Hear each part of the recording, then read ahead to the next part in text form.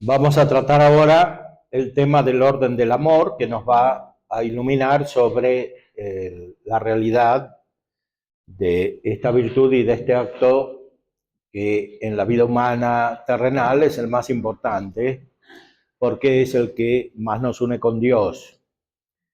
Hay un orden en el amor, para eso tenemos que hacer una aclaración mental porque cuando nosotros pensamos en el amor o en la caridad, pensamos enseguida en el amor al prójimo, o sea, a las otras personas humanas.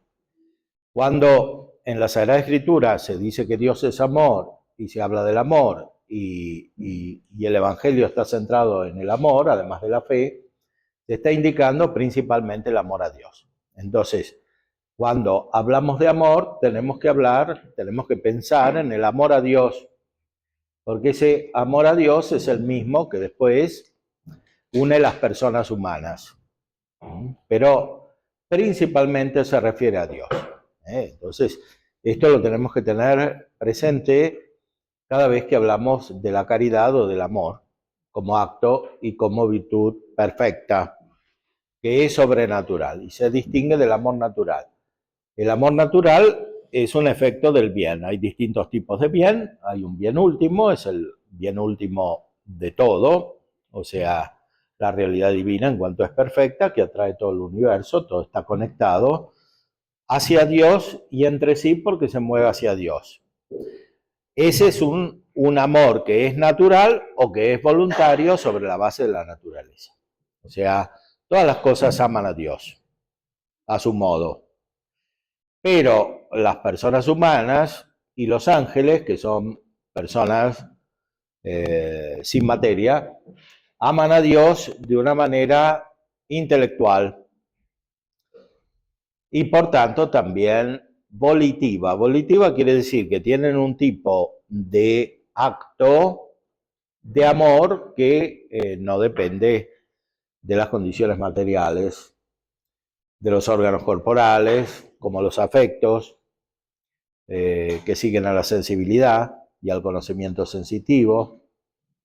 Este es un amor superior, no quiere decir que los otros sean eliminados, sino que es distinto y a su vez tiene la capacidad de perfeccionar los otros amores, que, que son propios de la búsqueda del bien conocido por los sentidos, que sea los sentidos externos, sea los sentidos internos. En la vida espiritual humana todo esto se unifica a partir de un acto intelectual y de una conciencia intelectual que es espiritual. Esto existe aunque no haya fe.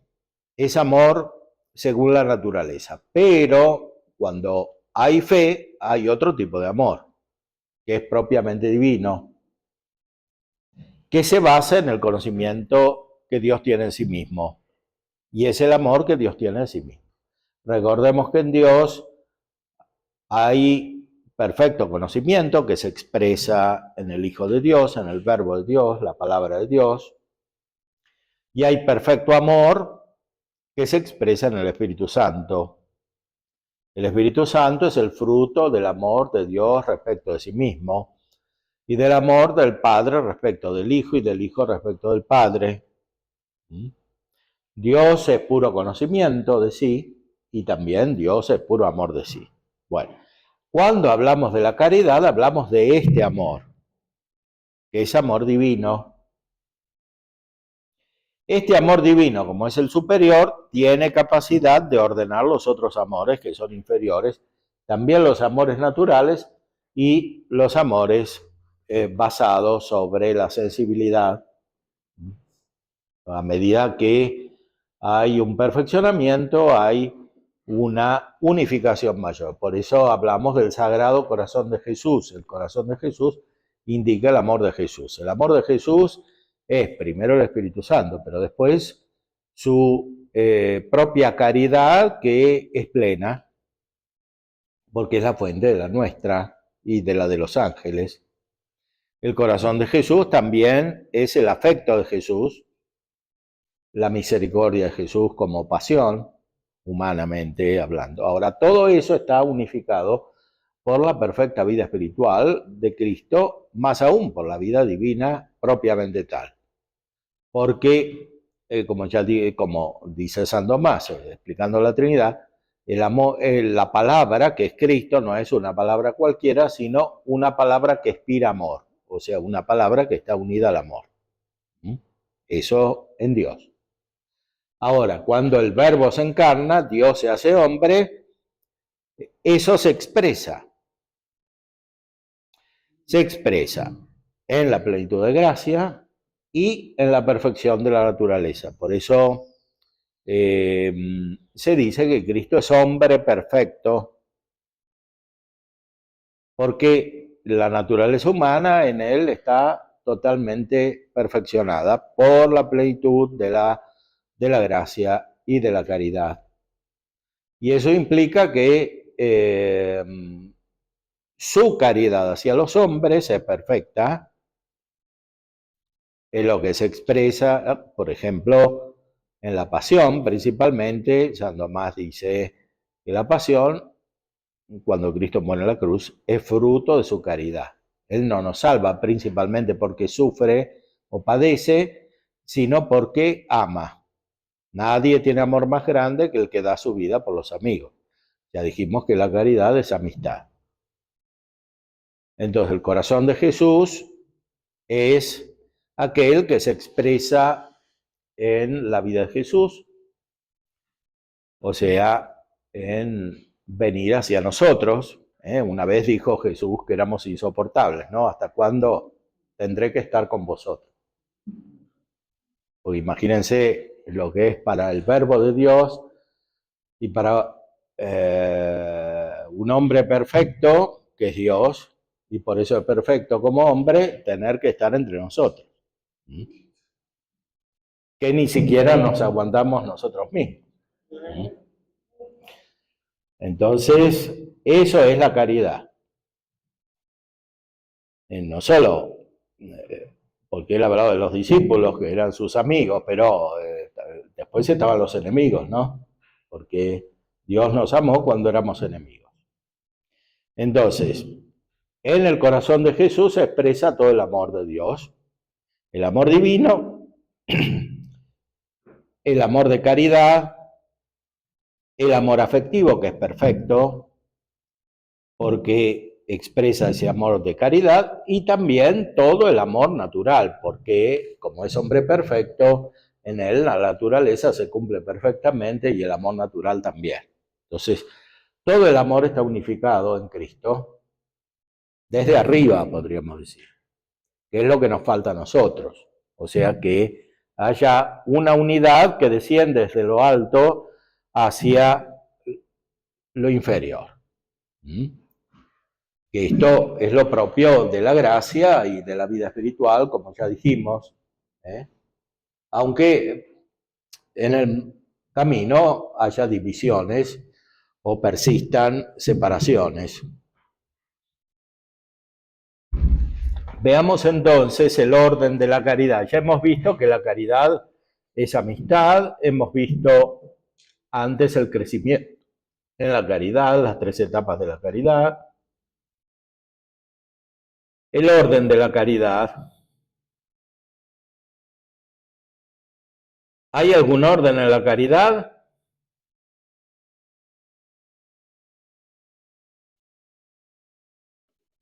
Cita el Cantar de los Cantares, que es un libro místico del Antiguo Testamento, pero también cita Aristóteles,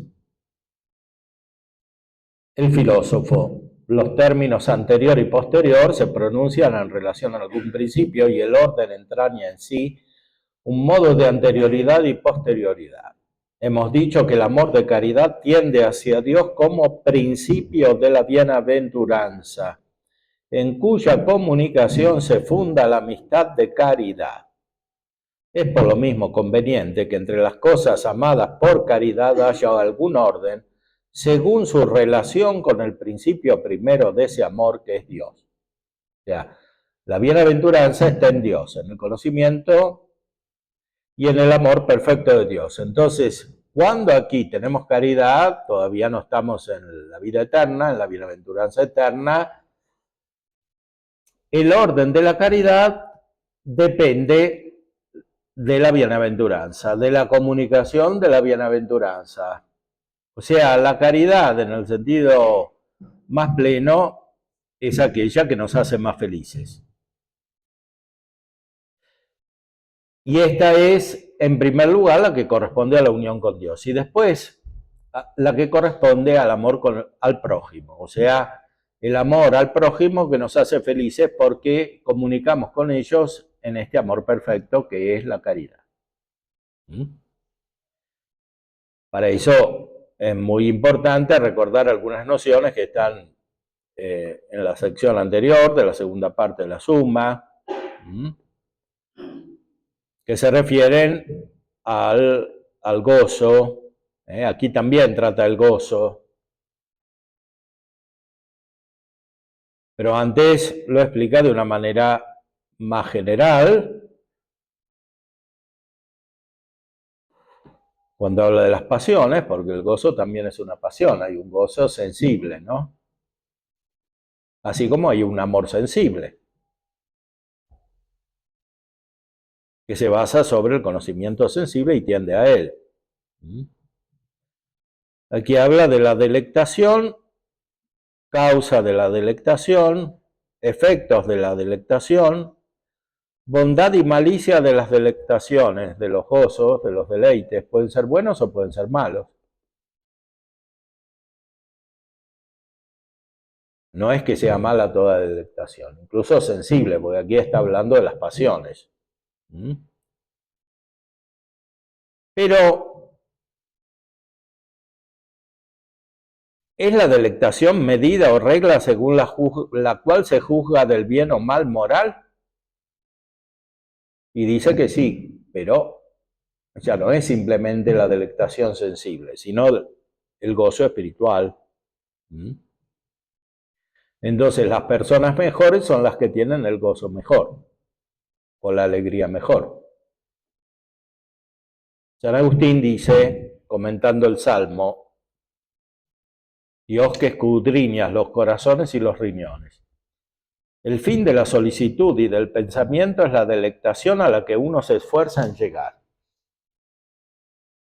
En esto, Santo Tomás es muy realista, siguiendo a Aristóteles, o sea, todos los hombres buscan la felicidad.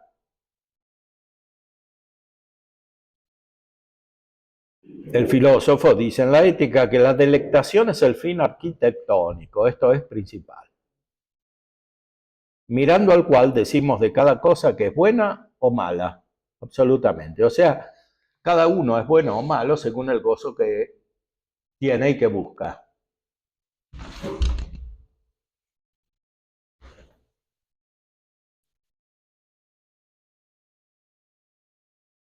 La bondad o malicia moral consiste principalmente en la voluntad, pero que ésta sea buena o mala se conoce ante todo por el fin, y se considera como fin aquello en lo que descansa la voluntad. Ahora bien, el descanso de la voluntad y de cualquier apetito en el bien es la delectación.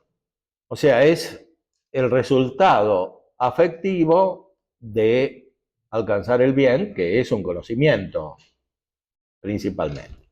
Conocimiento de Dios o conocimiento sensitivo, según los casos. O conocimiento de las criaturas también, porque alguien puede tener deleite en la ciencia. Y por tanto se juzga que un hombre es bueno o malo principalmente por la delectación de la voluntad humana.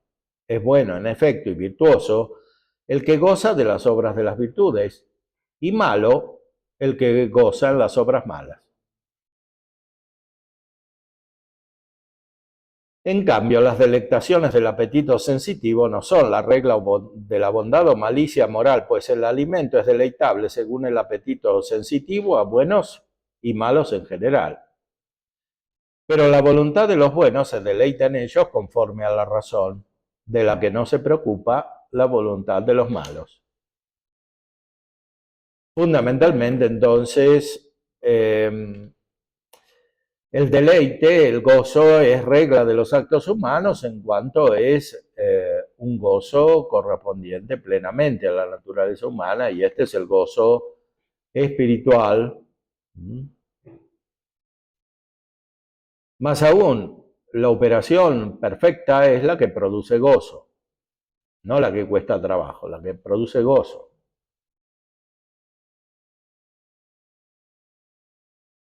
Puesto que la delectación perfecciona la operación a modo de fin, como se dijo, no puede haber operación perfectamente buena si no hay también delectación en el bien, pues la bondad de cada cosa depende del fin. Y así, la bondad de la delectación es en cierto modo causa del amor, de la bondad en la operación. O sea que uno obra bien si busca el gozo verdadero, más aún, si tiene el gozo verdadero, no solo si lo busca, si lo tiene. Entonces, veamos cómo se aplica esto a la caridad.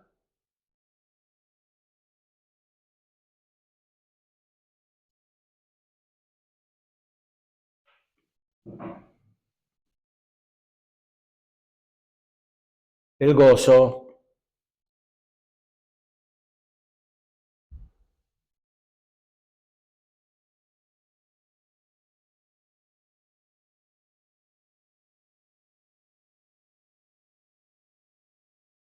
es el gozo efecto de la caridad en nosotros.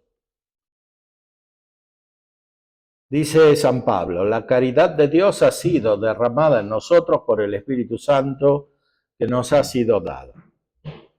Ahora bien, el gozo es en nosotros producto del Espíritu Santo, según el otro testimonio del apóstol en la carta a los Romanos. No es el reino de Dios comida ni bebida, sino justicia y paz y gozo del Espíritu Santo.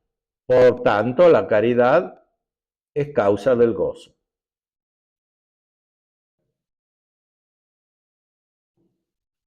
Como se dijo cuando se habló de las pasiones, del amor proceden el gozo y la tristeza, aunque por motivos opuestos. El gozo efectivamente lo causa la presencia del bien amado. Presencia quiere decir conocimiento. Uno está en presencia de otro cuando lo conoce o se conocen recíprocamente. El gozo lo causa la presencia del bien amado, o también el hecho de que ese bien amado está en posesión del bien que le corresponde y lo conserva.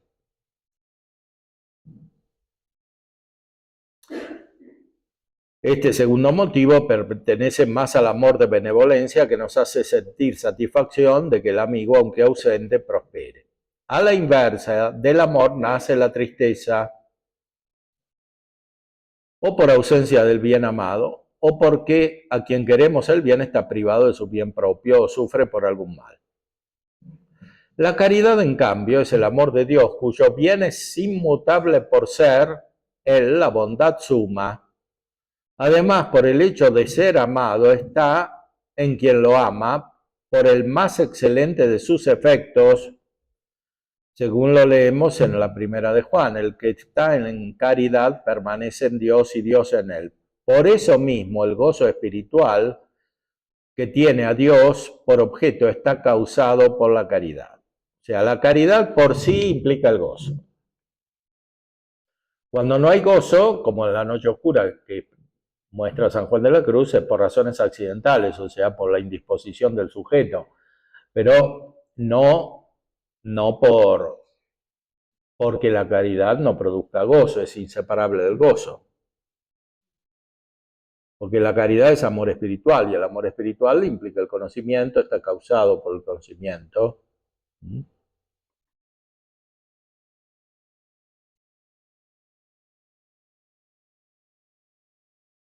Mientras estamos en el cuerpo, estamos lejos de Dios por comparación a quienes están en su presencia, a los santos que están en el cielo y gozan así de su visión.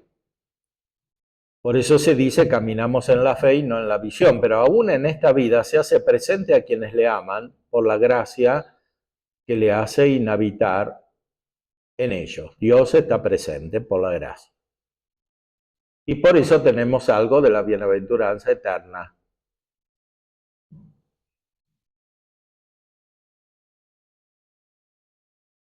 El llanto que merece la bienaventuranza tiene por objeto lo que se opone a ella. O sea, felices los que lloran o bienaventurados los que lloran porque se dan cuenta de que están lejos de Dios. Y por eso lloran. Tienen el don de ciencia del Espíritu Santo. Luego, por igual razón, provienen de la caridad tanto el llanto como el gozo espiritual de Dios.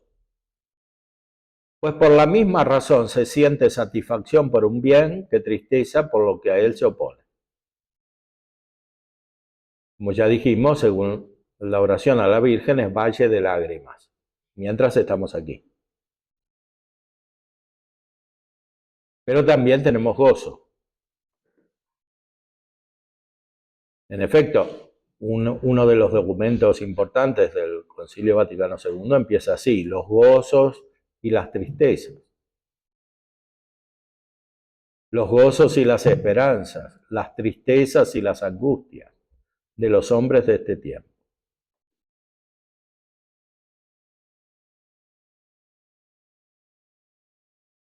De Dios se puede tener un gozo espiritual de dos maneras. La primera, en cuanto que nos gozamos del bien divino considerado en sí mismo. La segunda, porque nos gozamos de ese bien divino en cuanto participamos de él. El primer gozo es indudablemente el mejor y proviene principalmente de la caridad. El segundo, en cambio, procede también de la esperanza que nos hace esperar en el gozo del bien divino, aunque sin olvidar que ese gozo mismo, perfecto e imperfecto, se consigue en proporción con la caridad. O sea que hay un gozo directo que es producto del amor, de la caridad, amor a Dios, ¿se entiende? Y hay un gozo indirecto que proviene de la esperanza. O sea, el hecho mismo de tener esperanza nos produce alegría espiritual.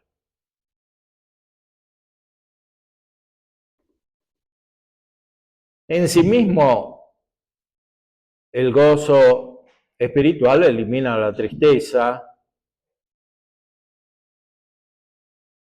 La vida espiritual es gozo, pero gozo espiritual. Porque corresponde a la caridad, a la vida divina que se expresa aquí principalmente como unión con Dios, o sea, caridad, amistad. La caridad produce en nosotros un doble gozo, uno principal, que es el propio de la caridad, con el que gozamos del bien divino considerado en sí mismo. Este gozo de la caridad no tolera mezcla de tristeza, así como tampoco puede tolerar mezcla de mal el bien de que se goza. En este sentido se expresa el apóstol en la carta a los Filipenses: gozaos siempre en el Señor. Es como que da una orden, porque la caridad es un precepto, no es solamente un consejo. Entonces, así como hay un precepto de la caridad, hay un precepto del gozo. Gozaos siempre en el Señor, lo repito, gozaos en el Señor. El segundo gozo tiene por objeto el bien divino como participado por nosotros, o sea, nuestra gracia, nuestra caridad. Pues bien, esta participación puede implicar el contratiempo de algún obstáculo, y de ahí resulta que el gozo de la caridad puede implicar tristeza, a saber, entristecerse por cuanto impida la participación del bien divino, sea en nosotros, sea en el prójimo, al que amamos como a nosotros mismos, cuando se trata efectivamente del amor de caridad.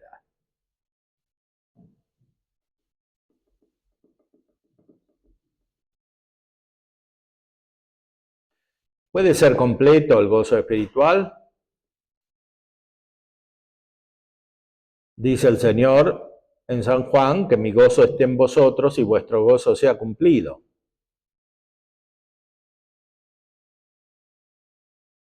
Solamente Dios puede tener gozo completo de sí mismo, pues su gozo es infinito y por eso digno de su infinita bondad.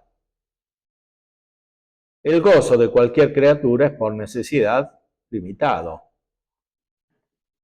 Pero puede entenderse también de otra manera la plenitud del gozo, es decir, por parte de quien goza. El gozo se compara con el deseo como la quietud con el movimiento. Hay quietud plena cuando no hay movimiento alguno y así hay asimismo gozo cumplido cuando no queda nada por desear. Mientras estamos en este mundo, el impulso del deseo carece de sosiego, ya que tenemos posibilidades de acercarnos más a Dios por la gracia. O sea, Dios nos puede dar más gracia.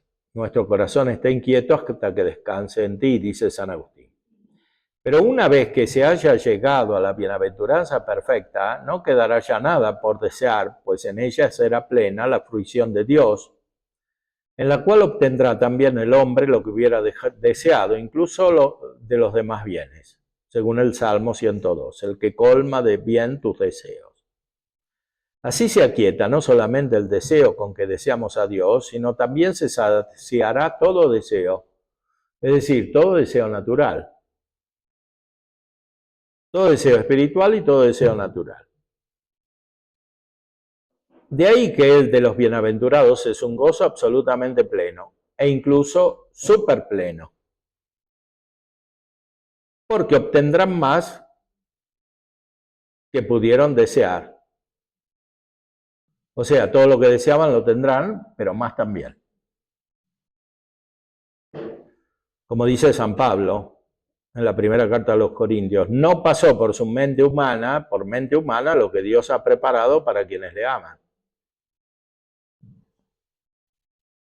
Esto lo leemos también en San Lucas, en las palabras medida, buena y rebosante echarán en vuestro pecho. O sea, una medida que es superior a la medida que nosotros podemos conocer. Mas dado que ninguna criatura es capaz de adecuar estrictamente el gozo de Dios, tenemos que decir que el gozo no puede ser captado en su omnímoda totalidad por el hombre. Antes, al contrario, el hombre será absorbido en ella. O sea, más que recibir nosotros el gozo de Dios, entraremos en el gozo de Dios. Dice Jesús en San Mateo, entra en el gozo de tu Señor. Porque si no, sería limitado. Es el gozo de Dios. Nosotros entramos en el gozo de Dios. No es que recibimos el gozo de Dios. Sí. Estas penetraciones se ven también en la parte de principiantes purgantes, o ya es parte de ir entrando en la vida objetiva. Bueno, este deleite es la raíz de todo deleite espiritual verdadero. Ahora, los deleites de los principiantes son limitados e imperfectos, pero pueden ser verdaderos. Entonces, ¿cuándo son verdaderos? Cuando preparan un deleite superior. Entonces, para que preparen el deleite superior hay que desprenderse de ellos, porque no son todavía la bienaventuranza. Y se aplica lo mismo como les decía, que puede alguien estar en la iniciativa y desear algún gozo inferior, que te regreses por estar en la noche y decir, quiero eso. No, es que justamente uno está en la noche oscura no porque vuelve para atrás, sino porque desea algo superior. Si vuelve para atrás, entonces pierde el gozo que tenía, o por lo menos su fervor. ¿Cómo se puede perder por no rezar, por no vivir la suficiente gracia, vida de oración? ¿Cómo se puede? Bueno, por no ser suficientemente contemplativo, porque este gozo abarca toda la vida, no es que uno lo tiene en un momento y después en todo lo que hace no. Porque es el gozo de Dios que es el autor de todo. Y la vida humana se va haciendo más perfecta. Más perfecta quiere decir más unificada, ¿no? Sí, perseverar corresponde a la fortaleza, que es un medio para tener este gozo. El gozo es el fin.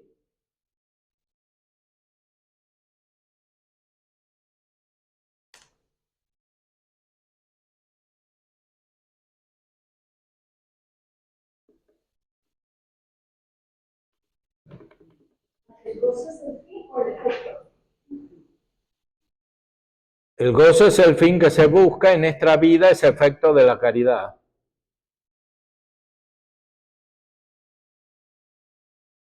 En la vida eterna es el fin mismo porque está inseparablemente unido al conocimiento de Dios. Es el término último de la caridad.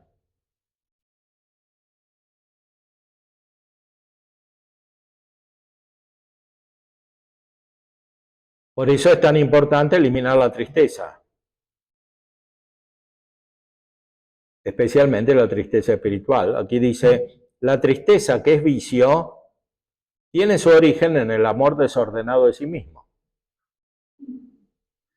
que no es vicio especial, sino como la raíz común de todos los vicios, según se expuso. Por eso fue necesario catalogar determinadas tristezas como otros tantos vicios especiales, porque proceden de un vicio general, no especial. El amor de Dios, en cambio, es virtud especial, la caridad a la que se reduce el gozo como acto propio suyo, según lo que se dijo. Lo que se me hace como muy difícil de acomodar en mi cabeza es cuando hay una noche oscura, Sí. esa tristeza que da, Sí. ya lo explicó el primer día, me parece, toda la diferencia, pero cómo no quererlas me va a ayudar a mejorar. Claro, pero uno en la noche oscura no quiere la tristeza, lo que quiere es la luz de Dios, la gracia que se recibe y por tanto el gozo que con ella viene. Pero conociendo que es distinto del gozo que se tenía antes. Justamente es noche para el sentido o para el espíritu como estaban antes, no como van a estar después. Claro. Por eso San Juan de la Cruz insiste tanto en vaciar la memoria. Porque si uno se acuerda demasiado, es como esos judíos que iban por el camino y del desierto, salieron de Egipto y se acordaban de las cebollas y de la carne en vez de recibir el gusto del maná del cielo que contenía todos los sabores. Entonces la tristeza es un vicio desordenado. La tristeza es un vicio desordenado en cuanto nace del amor propio. Pero puede ser buena en cuanto corresponde al conocimiento del bien que no tenemos todavía, que es el bien divino.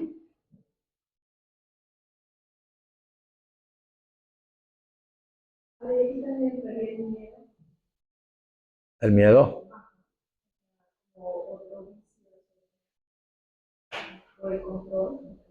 Bueno, el miedo que a veces se manifiesta como angustia o como un deseo desordenado. También en el deseo desordenado, que también hace producir angustia, hay una conexión con el miedo, ¿no? Porque uno tiene miedo de no llegar a tener lo que desea.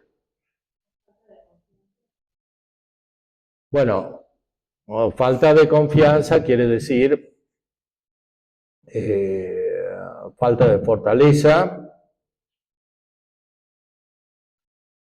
y falta de esperanza.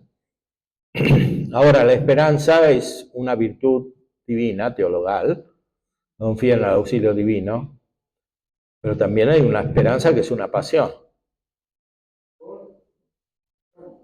Y porque alguien espera tener un bien sensible.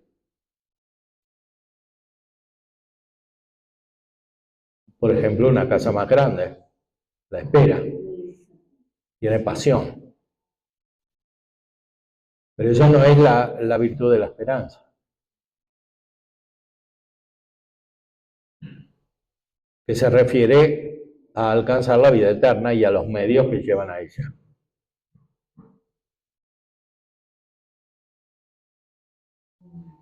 que corresponden principalmente a la gracia divina, a la caridad, a la fe y a la misma esperanza que Dios da siempre si uno las pide. Otras cosas son relativas y Dios no siempre las da. Pero lo principal siempre lo da. O sea, si nosotros pedimos la contemplación de Dios, que se basa sobre el amor y el conocimiento de Él, por la fe, si pedimos la esperanza, la vamos a conseguir siempre. Si pedimos otras cosas, no siempre. Porque depende de cómo se relacionan concretamente nosotros con la fe, la esperanza y la caridad y con la gracia. Porque a algunos ciertos bienes o personas les ayudan y a otros no. Son obstáculos. Entonces no podemos saber qué nos conviene y qué no nos conviene.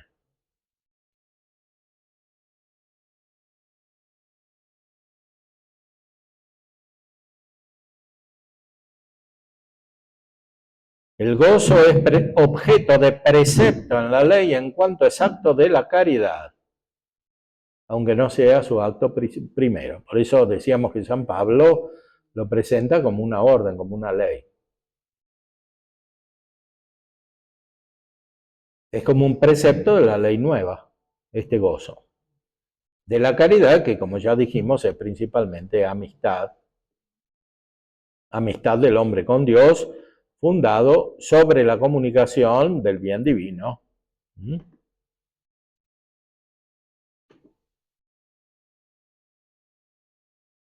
Pero retornemos al orden de la caridad.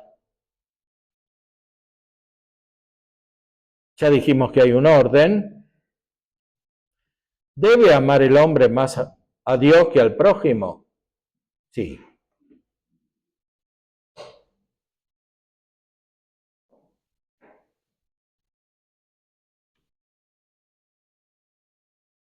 El que viene a mí no odia a su padre y no odia a su padre y a su madre, a su mujer y a sus hijos, a sus hermanos y hermanas, no puede ser mi discípulo.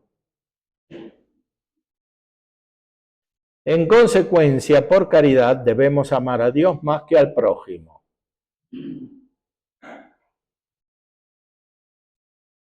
Toda amistad considera con preferencia aquello que atañe principalmente al bien en cuya comunicación se funda.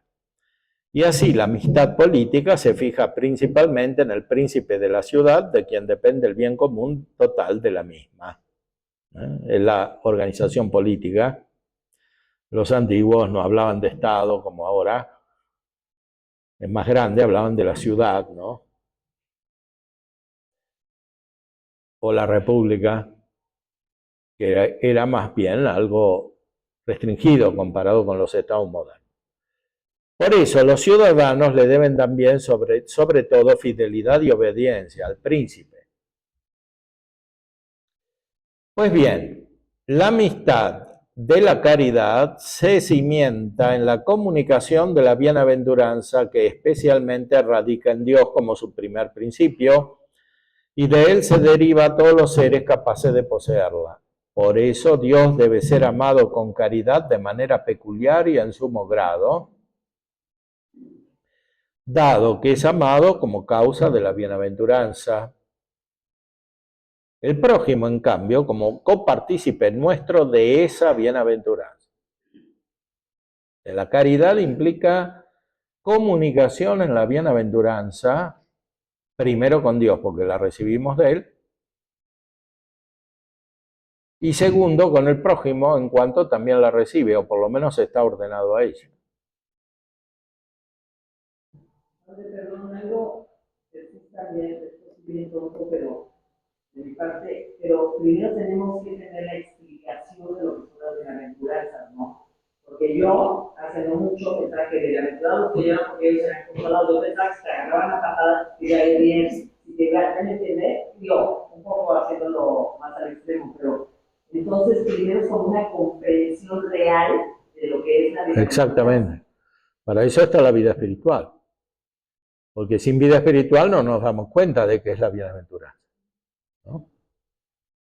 O sea, no nos damos cuenta de que ser perseguidos por causa de la justicia es algo bueno, porque la gente lo considera como algo malo. Y nosotros también cuando nos pasa. Si no, descubrimos detrás otro bien, que es este de la bienaventuranza. Sí. Mencionaste alguna vez, me he preguntado, esta traducción, si es una mala traducción, o hay que entender bien la raíz etimológica del verbo, qué hacemos con esto. Esto de odiar a nuestros padres, hermanos, en familia, a Dios sobre todas las cosas, creo que es una pregunta muy común en la mente. Esta traducción, ¿podría explicar bien cómo entender ese odio a los familiares para poder amar a Dios?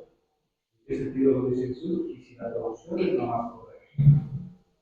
Bueno, está dicho en un sentido comparativo, o sea que, como dice el texto mismo, es amar más a Dios que al padre, la madre, mujer, hijos, etcétera, en cuanto no comunican con la bienaventuranza divina. Pero el odio en sí está mal, es un desorden, es un vicio. Bueno, el odio es una pasión neutra, como el amor, cuando se trata de solamente pasión. O sea, puede ser bueno o puede ser malo. Depende de su condición racional. Por ejemplo, uno puede claramente odiar el pecado o puede odiar la injusticia. ¿Eh? O puede odiar a los hombres en cuanto cometen injusticia, pero amarlos en cuanto son capaces de la bienaventuranza eterna. Entonces, depende cuál sea el objeto del odio para que sea bueno o malo.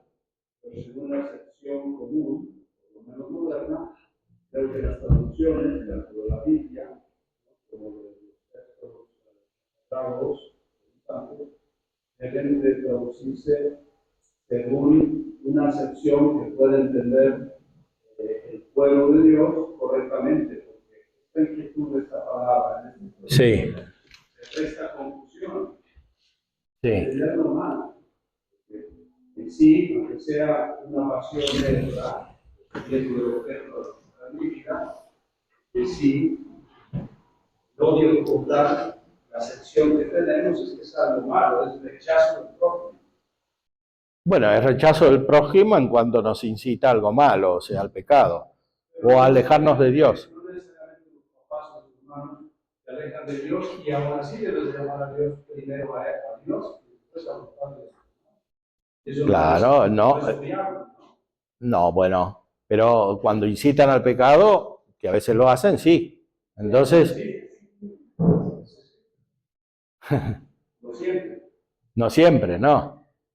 Por eso aquí habla en sentido comparativo, no habla en sentido absoluto. O sea, se trata de amar a Dios más que al prójimo, sobre todo cuando el prójimo no ama a Dios, ¿no? Pero bueno, el mismo Santo Tomás da explicaciones que podemos utilizar, sobre todo en los comentarios a los evangelios.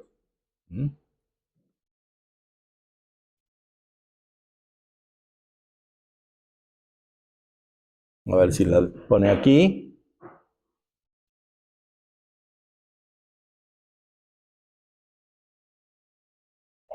Lo principal es tomar esto en modo comparativo respecto del bien divino. Porque los amigos pueden ser motivo de separarse de Dios. Entonces hay que separarse de los amigos. Eso es una especie de odio, porque los otros lo toman como un odio, si uno se separa, ¿no?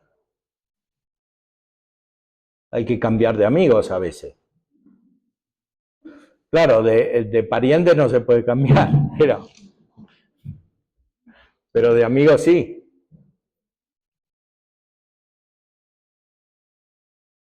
¿Nos va a explicar, primero, lo que es bienaventuranza? Porque sobre bienaventuranza, porque la caridad está fundamentada en la comunicación de la bienaventuranza. Por ejemplo, yo quiero tener claro con mi marido que es la bienaventuranza. Bueno, pero eso lo va a tener claro cuando llegue al cielo. Pero una basecita para poder llegar.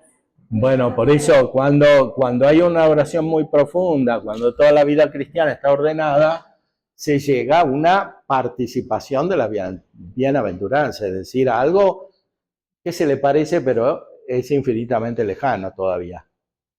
Es el gozo espiritual o la experiencia espiritual. Pero para eso hay que tener un seguimiento de Cristo muy estrecho, ¿no?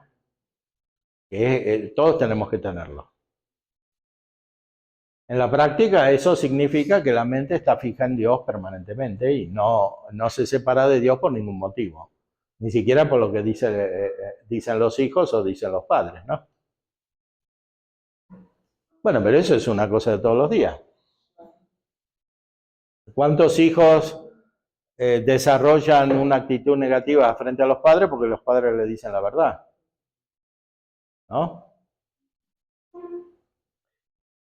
Es eso lo que quiere decir nuestro Señor. O sea que está primero el amor de Dios que el amor del prójimo considerado en su totalidad, ¿no? Siempre hay que amar algo del prójimo, aunque no tenga la comunicación de la bienaventuranza, pero eso es secundario, es natural, y eso incluso puede ser un impedimento para la bienaventuranza, porque algunos aman demasiado a los hijos o al esposo o a los hermanos y por eso se impiden el buscar la bienaventuranza.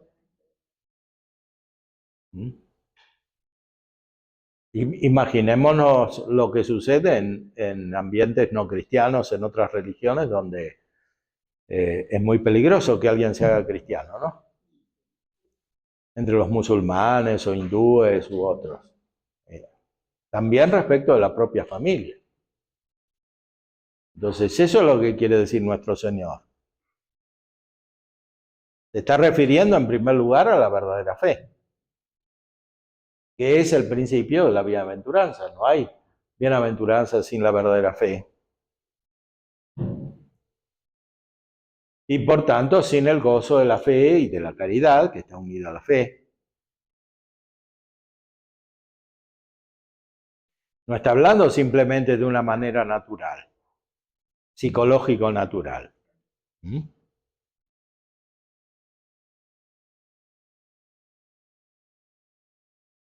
Pues si no, parece que tiene razón Freud, ¿no? Que dice que en el fondo del amor está el odio. Pero es justamente al revés.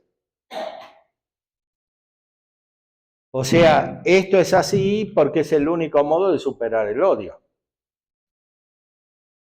O sea, de que la relación con los demás, que es natural, se vuelva sobrenatural. O sea, se base sobre la comunicación del bien divino. Si uno no ama más a Dios, eso no puede pasar nunca. No solo no se supera el odio, sino que se vuelve peor. Que es lo que pasa en general en la vida humana. No solo en la familia, también en la comunidad política.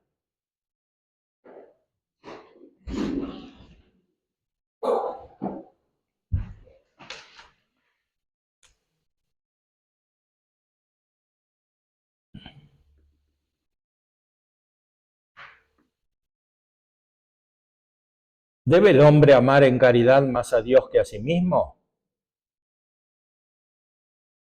Sí.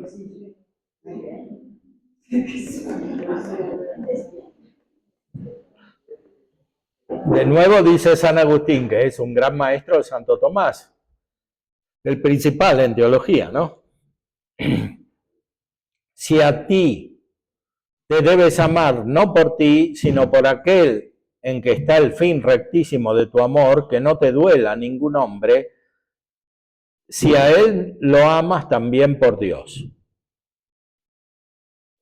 Ahora bien, es más aquello por lo que una cosa es que la cosa misma. Por tanto, el hombre debe amar más a Dios que a sí mismo.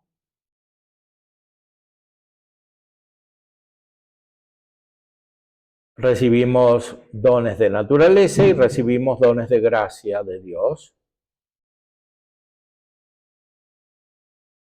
Cuando no hay pecado, el hombre naturalmente ama a Dios más que a sí mismo. Cuando hay pecado, esto lo pierde.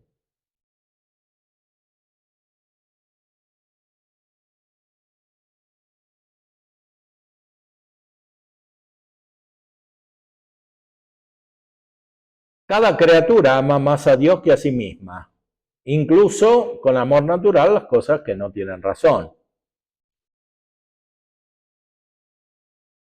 como las piedras. Cada parte ama naturalmente el bien común del todo más que el propio bien y particular. También en las virtudes políticas, lo principal es el bien común respecto del bien privado.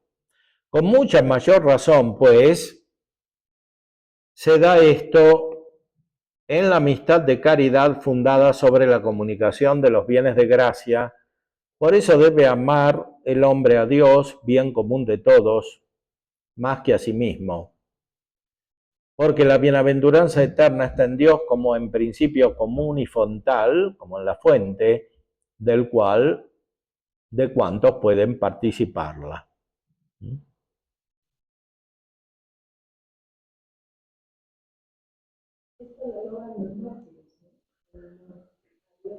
No, lo debemos ejercitar todos los días.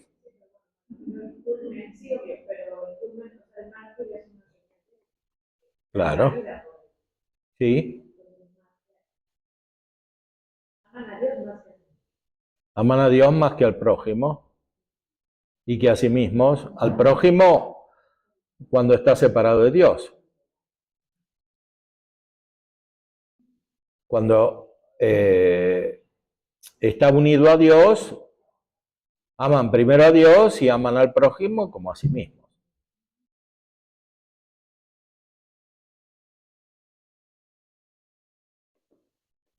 ¿Debe el hombre amarse a sí mismo por caridad más que al prójimo?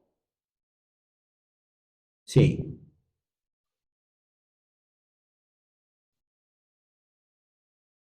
Amarás al prójimo como a ti mismo. Es decir, si una persona no se ama a sí misma, no puede amar al prójimo. Esto parece dar a entender que el amor del hombre a sí mismo es como el modelo del amor que debe tener a otro. Pero el modelo es superior a la copia. En consecuencia, por caridad, el hombre debe amarse a sí mismo más que al prójimo. En el hombre se trata del amor de caridad, no se trata del amor egoísta sensible, de bienes particulares. Se trata del amor de caridad, o sea, el fundado sobre la bienaventuranza divina. Por eso nadie debe dejar la fe o la vida espiritual o la perfección de la caridad por amar a otro, aunque sea la familia.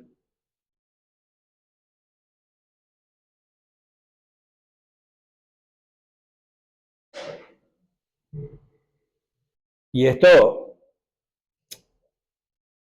aparece cotidianamente, no es algo extraño. Sobre todo en situaciones modernas en las cuales las familias están divididas por la fe, porque algunos tienen fe y otros no. En el hombre hay dos elementos, su naturaleza espiritual y su naturaleza corporal. Se dice que ama a sí mismo el hombre cuando se ama según su naturaleza espiritual, como se dijo. Bajo este aspecto, después de Dios, debe amarse el hombre más a sí mismo que a otro cualquiera. Esto está claro por el motivo mismo de amar. Dios es amado como principio del bien sobre el que se funde el amor de caridad. El hombre, en cambio, se ama a sí mismo en caridad por ser partícipe de ese bien. El prójimo es amado como asociado a esa participación. Pero esa asociación se torna en motivo de amor en cuando implica cierta unión en orden a Dios. Por consiguiente, así como la unidad es superior a la unión, el hecho de participar del bien divino el hombre es superior al hecho de que alguien esté asociado a esa participación.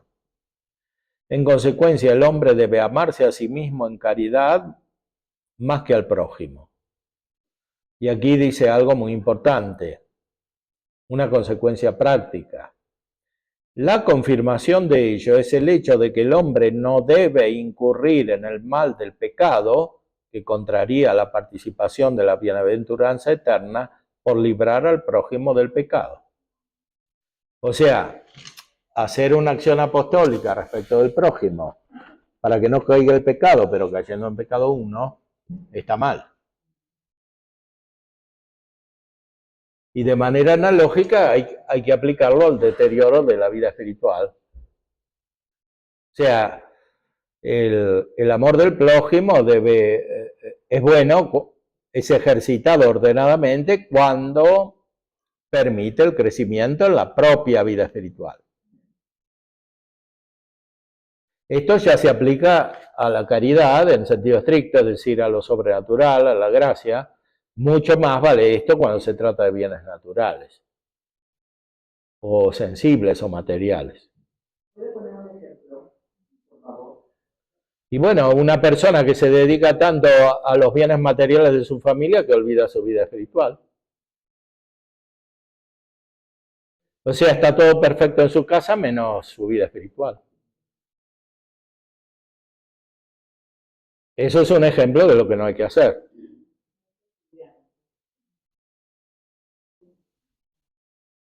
O sea, primero está su vida espiritual, que está fundada sobre la comunicación del amor divino. Por supuesto, esto no implica que lo que es natural, por ejemplo, el matrimonio, no se deba hacer. Si es ordenado, se debe hacer y hace crecer en la caridad. El problema es que no todo es ordenado, porque se buscan bienes superfluos.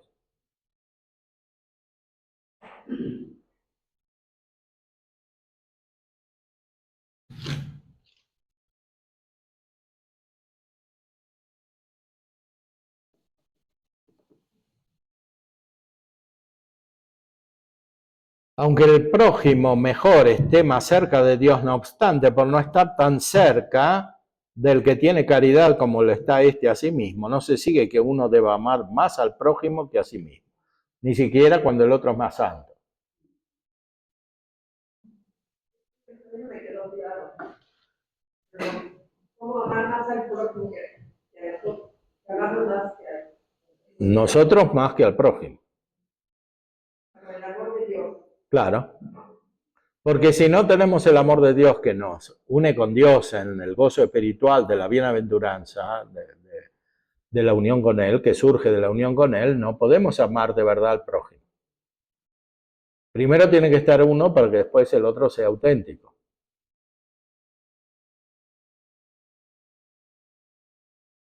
Porque si por un supuesto amor del prójimo se pierde el gozo espiritual, la vida espiritual de uno, no es verdadero amor del prójimo. Padre, ¿cómo entra esta parte cuando dice en el Evangelio que es un envidioso con sus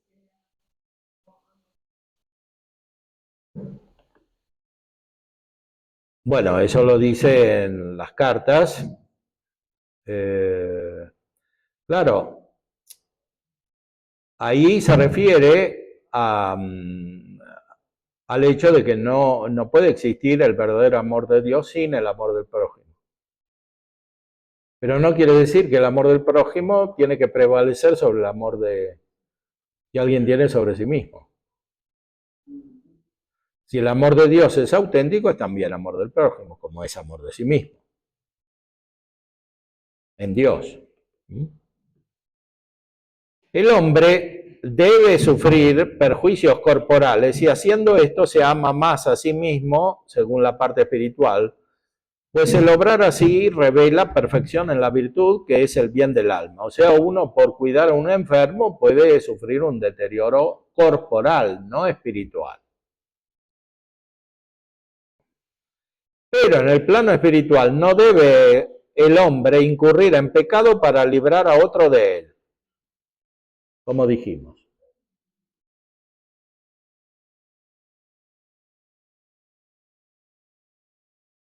Sí. Bueno, Jesucristo se amaba a sí mismo perfectísimamente porque era Dios y además porque tenía caridad plena.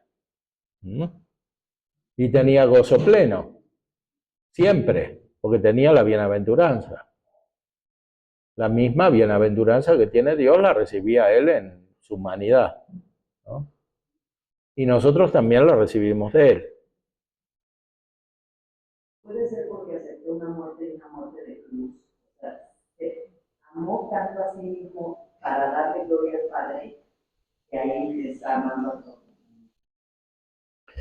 Bueno, pero él se ama independientemente de la muerte en cruz, o sea, él murió en la cruz por amor a nosotros, sí, por obediencia, pero para producir un efecto en nosotros, porque él no necesitaba eso, es voluntario. O sea, es fruto de la sobreabundancia de la caridad. Y efectivamente, por eso la pasión de Cristo no le hace perder su bienaventuranza, sino que la tenía durante la pasión.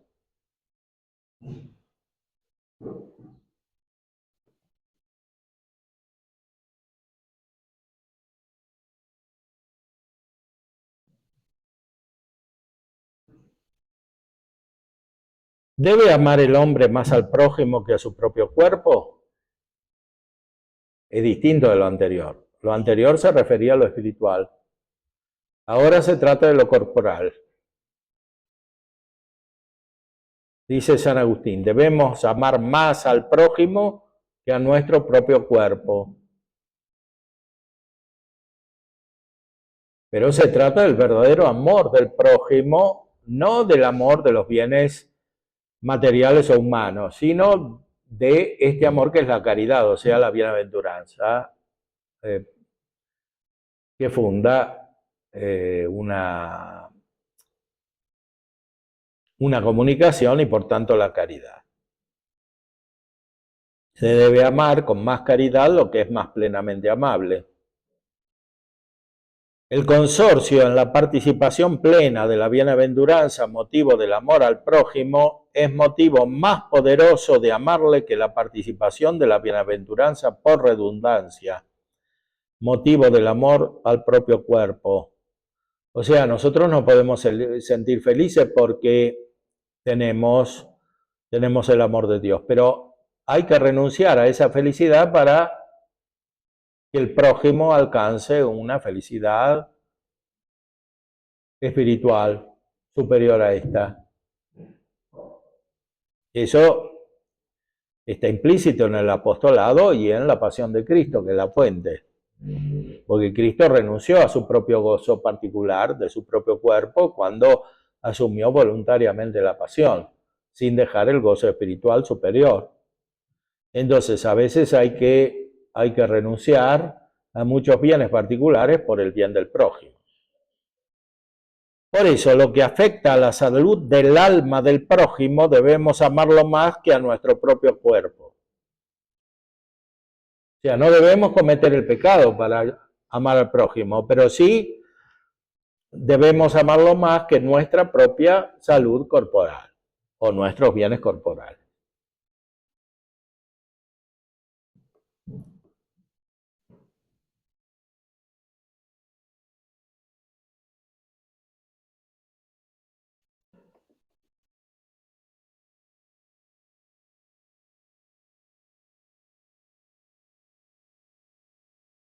¿Hay que amar más a un prójimo que otro? Entre más la dignidad, entre más amor, si es tu mamá, lo necesitas.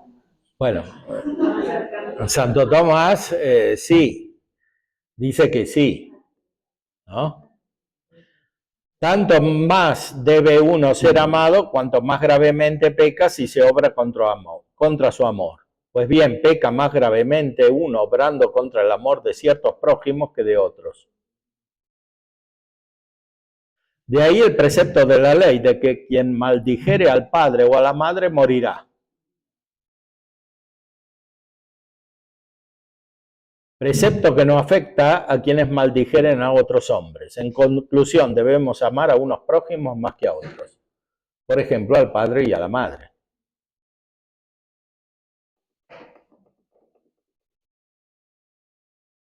Algunos dijeron que todos los prójimos deben ser amados de la misma manera por caridad en cuanto al afecto, mas no en cuanto al efecto u obra exterior. Porque según ellos el orden de la caridad se debe medir por los beneficios externos que hemos de proporcionar más a los prójimos que a los extraños, y no por el afecto interno, que debemos por igual a todos, incluso a los enemigos. Bueno, este pensamiento es muy actual, porque ahora la caridad se entiende más bien como algo exterior, o sea, lo que hacemos por los demás. Eso es lo que entiende la gente en general, que ni siquiera conoce la virtud teologal de la caridad, ¿no? Esta opinión carece de fundamento. Efectivamente, el afecto de caridad, que es inclinación de la gracia, el afecto de caridad es inclinación de la gracia, primero a Dios y después al prójimo. Bueno, primero a Dios, después a nosotros mismos y después al prójimo.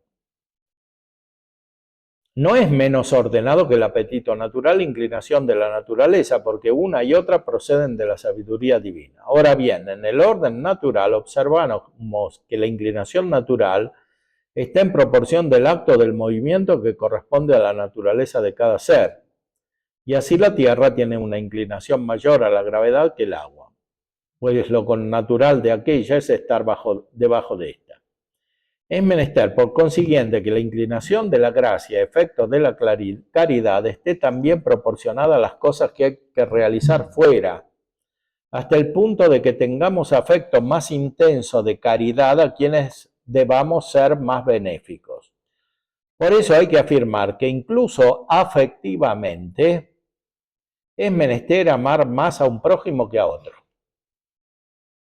Y la razón es que, siendo Dios el que ama y también el principio del amor, por necesidad el afecto amoroso ha de ser mayor según la cercanía a uno de estos principios. En verdad, como ya ha quedado expuesto, donde hay un principio se fija el orden en relación a ese principio. O sea, fundamentalmente hay que amar más a los que están más cerca de Dios. Pero después, esto se expresa de muchas maneras en la vida real, ¿no? No todos los prójimos se relacionan con Dios de la misma manera, ya que algunos están más cerca de Él por su mayor bondad. A los que están más cerca se les debe amar más con caridad que a los que están menos cerca.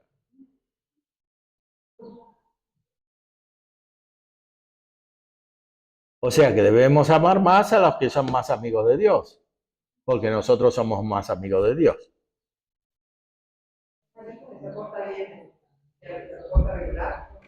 ¿Cómo?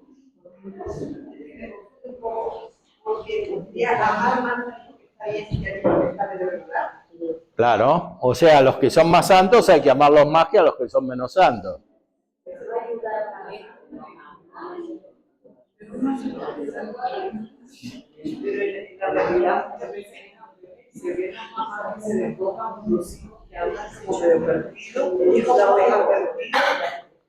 Bueno, está claro. Eso está bien. El Evangelio también dice Cristo respecto de sí mismo, de la oveja perdida, ¿no? O sea, claro, pero porque ama a la oveja perdida no quiere decir que ama menos los otros, ¿no? Padre, estábamos comentando porque me decía Jorge que le parece como que eso no está bien porque hay que amar a la persona en concreto, pero estamos hablando del orden del amor. O sea, que no, lo que ella comenta es que no podemos amar más a unos que a otros porque están más cercanos a Dios. Pareciera como que es contradictorio, nos pareciera, pero estamos hablando del orden en el amor y en el amor sobrenatural. Es como que sí creo que a veces si no nos quitamos estas ideas que ya traemos sobre el amor afectivo, menos sobrenatural, nos es difícil entender. Sí, claro, es que este es un amor distinto. Pero no es. Les digo que a lo mejor hay que amar más al que más necesita que te acerques con amor para llevarlo a Dios. Bueno, Entonces, tienes que amar parejo, o sea, hay que obrar más, porque nos da más trabajo el que está más lejos que el que está más cerca. Pero no quiere decir que lo amemos más. no, por eso digo, Porque si fuera así tendríamos que amar más a los pecadores que a los santos. Hay que separar en cuanto a filosofía lo que es más amable, que es lo que está más cercano al bien y a la bondad. Y lo otro es el acto de caridad, son dos cosas diferentes. Sí, el acto de caridad, o sea, el amor es universal, tenemos que amar a todos los hombres, pero justamente porque todos están llamados a la bienaventuranza eterna. Pero si amamos más a Dios, es claro que amamos más a los que están más cerca de Dios. Por ejemplo, a San Francisco o a San José o a la Santísima Virgen María los amamos más que una persona cualquiera que está lejos de Dios. Pero eso no quiere decir que no trabajemos para que ellos también tengan la amistad divina. Son cosas diferentes.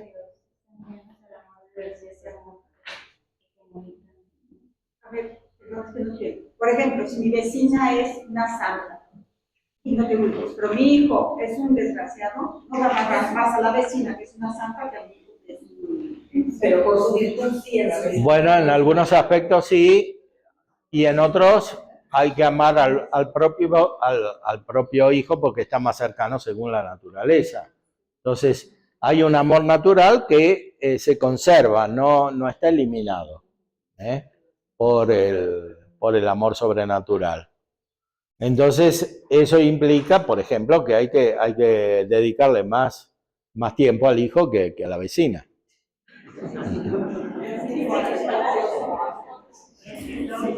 Estamos hablando del orden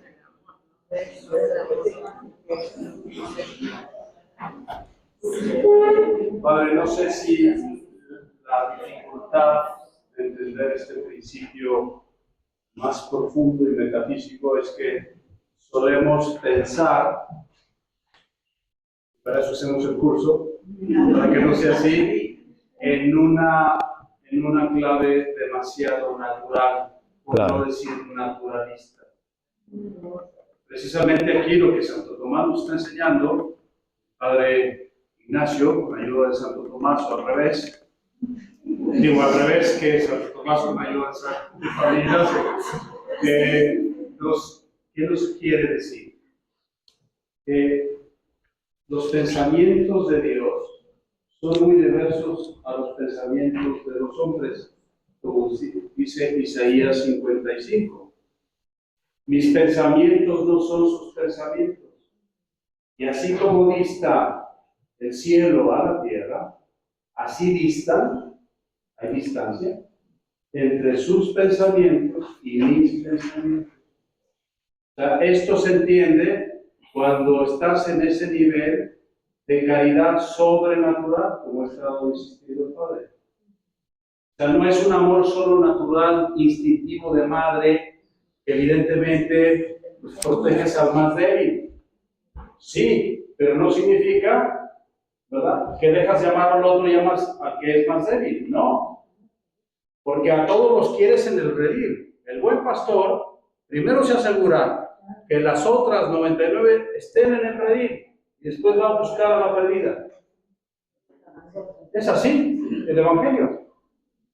¿Por qué? Porque la quiere amar más a la débil y se quiere quedar con ella para oler a oveja perdida. No, porque la quiere traer al redil.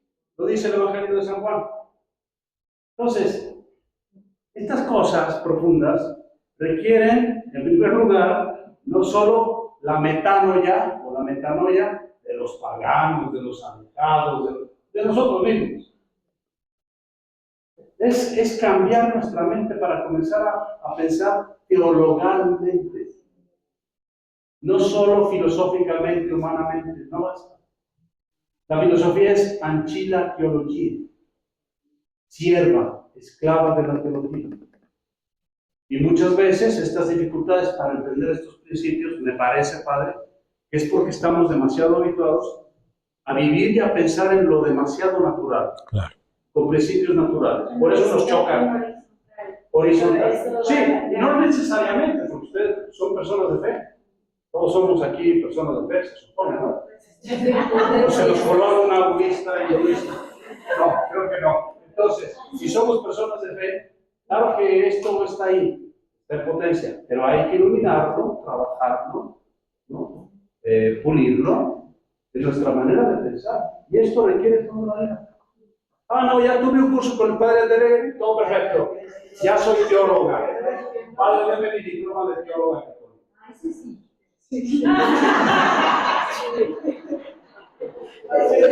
Se lo debemos. Señora Betty. Después del esfuerzo mental realizado, sí. No, pero sí nos pasa con los cobardes, que la verdad entender la teología y la filosofía de San Tomás, el padre yo lo veo que lee y lo comprende, pero vaya, pero entenderlo es leerlo una y otra vez y hasta que nos va entrando a esta parte que no es lo afectivo, lo emocional, lo cotidiano de todos nuestros días, sino la profundidad. Y lo propiamente racional, pero siempre iluminado por la fe. Exacto. Y ordenado también, porque todo lleva una orden y una coherencia, pero y por eso este capítulo y esta plática se llama el orden del amor. Porque a veces traemos un desorden en nuestro, no en la vida probablemente, todas se ven muy santas, pero en nuestro concepto del amor. amamos y no sabemos cómo amamos a los estados del amor. Y desperdiciamos el amor porque no amamos ordenadamente, según el orden del amor, según la revelación. No son ideas que se le ocurrieron a este portento inteligente que se llama Santo Tomás.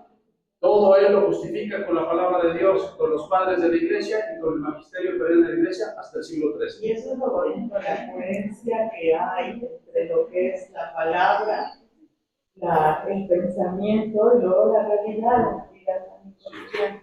Porque bueno, que a veces, padres, y yo sí me pregunto, ¿cómo pueden los filósofos estar tan alejados del pensamiento aristotélico, tomista y sobre todo tomista? Porque ya muchos filósofos y muchos teólogos no analizan todo esto. No, O sea, bueno. Totalmente lo dejaron en la nada. Están alejados por muchas razones, por muchos influjos históricos, intelectuales, pero sobre todo por la soberbia.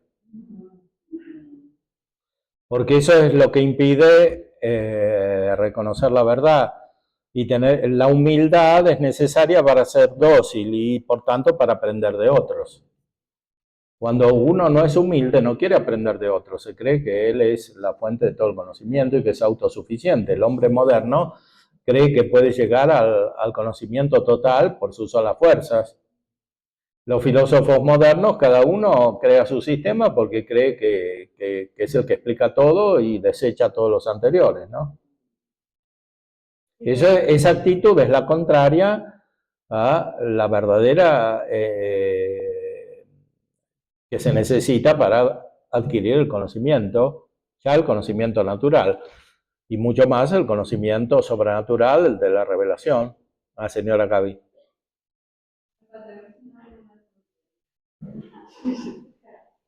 Yo creo que amas a los que están más cerca de Dios, porque reconoces a Dios en ellos. Claro. Como que está más nítido en esas personas. Sí. Tú te sientes más cercano. Dios, Claro. deberías ser la misma la gente porque fuera de Dios. Claro. Por eso tú, por ejemplo, yo tengo mucho cariño por las hermanas. Porque quieren a Dios, porque me buscan a Dios, percibo. Claro. O los sacerdotes, los quieren muchísimo, bueno, a todos los quieren muchísimo, pero en especial a algunos, porque estoy reconociendo a Dios en ellos. Sí, sí. Bueno, no sé si la hora es, pero si no, seguimos después. Seguimos después. Nada más si me permite el padre, a ver, los filósofos después de este santo, porque ya hemos dicho que los santos son humildes, y si no son humildes, el padre lo ha insistido, no son santos. La base de toda santidad humana, camino a la santidad cristiana, o cristiana, santidad cristiana. Los filósofos realmente pensantes, o han sido cristianos, sobre todo católicos, que realmente han aportado algo al pensamiento universal, sólido, o son por lo menos, ¿verdad?, racionales, no racionalistas, o son por lo menos metafísicos, o si no llegan a una profunda metafísica como la de Aristóteles y Tomás, son honestos consigo mismos, pero son humildes. ¿Qué pasó con Descartes y sus ideas distintas, por más que haya estudiado en un colegio de jesuitas en La Flèche, en Francia? También se hizo soberbio Descartes. Ya les platiqué una anécdota que indica su gran soberbia, ¿no? Aunque era buena persona, pero tendía a la soberbia. ¿Y los hijos de Descartes, quiénes son? Kant, Hegel, un soberbio tremendo. Y les pongo una anécdota con Heidegger, hijo de Hegel, ¿no? Es idealista, según eso es idealista, pero no deja de salir de su, ¿cómo decir?, como le critica a Gabriel Marcel, su solipsismo existencial. Pero al fin de cuentas, solipsismo. Tú en tus ideas, como padre ha insistido tanto, no realistas, no respetan la realidad. No es la realidad la que me mide y me impone sus principios metafísicos, sino que yo con mis ideas, yo impongo mi filosofía a la realidad. Eso es el idealismo. Estaba Heidegger dando una plática en Friburgo y se fue Marcel, convertido al catolicismo a los 39 años, ¿no? Y descubrió que lo que él buscaba en honestidad coincidía con lo que nos enseña la Iglesia, con las 3 virtudes teologales. Humanamente estamos hechos para llegar a las virtudes teologales, porque la fe, la fidelidad, la esperanza, el amor, a nivel humano, necesitan elevarse a nivel sobrenatural. Entonces le preguntaron a Heidegger una vez que se echaba sus rollazos, ¿no? Y estos franceses, que son más realistas y son más concretos en su pensamiento, señor Heidegger, Mr. Martín Heidegger, oiga, disculpen, pero es que como que no lo entendimos qué quiere decir. La respuesta más o menos, dice Marcel, en un artículo que se llama Mi relación con Heidegger, dice, el señor Heidegger dijo, bueno, mira, lo importante no es tanto que tú hayas entendido, sino que yo sí sé lo que he dicho. Y dice, concluye Gabriel Marcel, desde ese momento entendí que Heidegger no es un verdadero filósofo, sino que padece, y dijo en griego, hibris filosófica, soberbia filosófica. Los filósofos humildes, aunque todavía estén buscando a Dios, porque son humildes y se dejan medir por la realidad, por lo que nos miden, no que impones tu venida, son los que aportan algo a la vida. Los demás filósofos son modas, son esnovismos, y los estudiamos porque están de modas. O cuando estudiamos a un Karl Rahner, un teólogo heideggeriano, jesuita, sin juzgar sus intenciones, ¿no? Ni su voluntad, pero ha hecho un gran daño a la teología católica. Y lo estamos padeciendo hoy en la Iglesia, la teología rahneriana. En todo el rollo del pluralismo religioso, el falso ecumenismo, todos estos rollos en el matrimonio, de todas estas cosas que hemos vivido en los últimos años en la Iglesia, vienen de un rahneranismo, sobre todo de él, no solo de él. Pero ¿a quién estudió? A Heidegger. Y llegó a decir Heidegger, porque hizo un cursito de un año, ¿verdad?, en Alemania con Heidegger, este teólogo jesuita, Heidegger, mi único y vero maestro. ¿O no? Yo lo aprendí todo esto del padre Anderegger de Roma.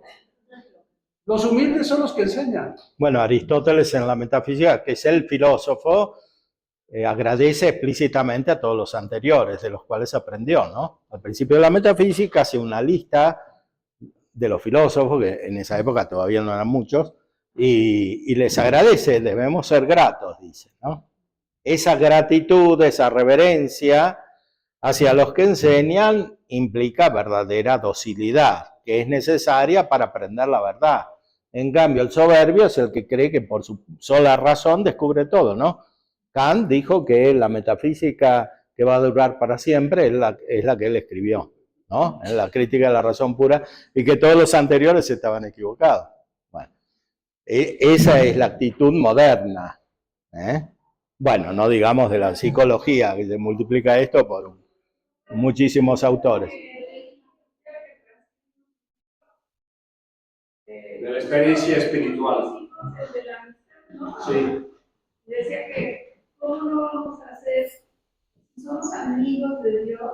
Claro. Yo lo estoy diciendo con mis palabras. Somos amigos de Dios. ¿Cómo no vamos a ser amigos de los amigos de Dios? Claro. Exactamente. Bueno, ahora interrumpimos. Entonces, señora Conchita, última.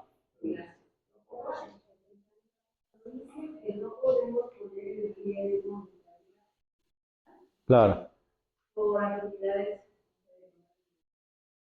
grandes, cuando las circunstancias que llegan a tener que cuidar a un padre, a un esposo, las enfermeras, los médicos que tienen que estar ahí cuidando a las personas, de orientista o no sé,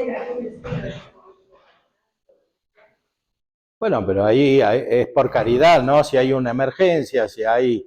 Porque el precepto de participar de la Eucaristía o incluso la oración es un precepto que obliga cuando están las circunstancias adecuadas, ¿no? Cuando no están, obliga más la caridad, claro. Decía Vicente de Paúl, hay que tener bien la paz. Dice, si yo estoy en oración muy fervorosa, en contemplación, toca a mi hermano a la puerta que tiene una urgencia grave, el Dios que está tocando la puerta de tu cuarto es más real que el que quizás estás adorando en tus ideas. Porque Dios se presenta en el prójimo en su necesidad. Y lo haces por el amor más grande, que es el amor a Dios. No lo haces solo por voluntariado, ¿no? Y voluntariado, actividad, tutti sono volontari, magari non credo en Dios, ¿no? Entonces, lo haces por amor a Dios.